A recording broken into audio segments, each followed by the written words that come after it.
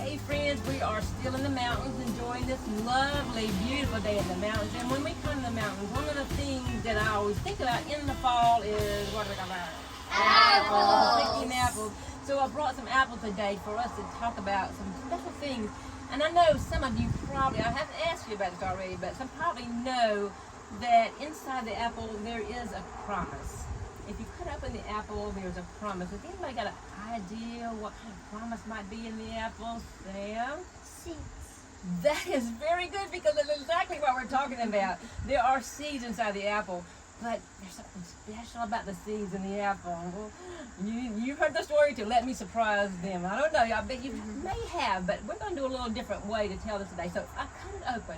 We are going to find the seeds, but it's in a special way that there's a surprise in the apple that reminds me of promises, very special promises. So I'm going to cut it right there in the middle, and you will see the promise that is inside.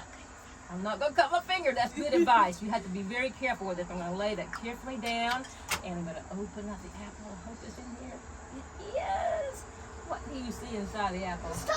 A star. There's a star inside the apple, and just like Sam said, there are seeds in the apple. So in that star, I'm going to lift out that seed. I'm going to get it out of there, see if I can get it out. Oh, yeah.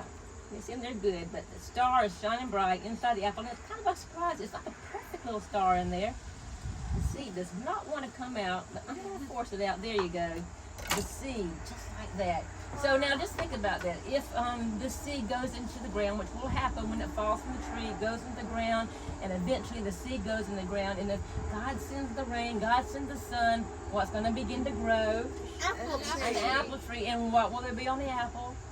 Apples. So when that tree grows and its fruit falls to the ground and more seed go in the ground, what else will grow? More apples. More trees, more apples, and it will keep happening over and over again. This seed is like a promise that God gives us. I'm going to have apples, so many apples. You're going to be able to enjoy apples for a very, very long time because there are going to be very, very many apples. But the story that I'm going to tell you is a little bit deeper than that because it reminds me of the star.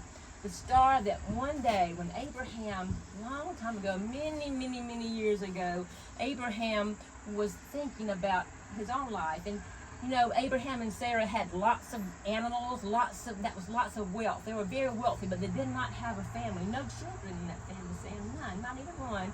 And Sarah was getting very old, and Abraham and Sarah said, we'll never have children. We'll never have a big family. We'll always be just me and Abraham. That's what she thought. I'm too old to have children. But one day, God came to Abraham, and he told Abraham, one night, look up in the sky, and what do you see? Stars. Stars. You see one star, two stars. I saw lots of stars. He said, Abraham, you're going to have a big family. Just like there's a big number of stars in the sky, you're going to have a big family. That was God's promise.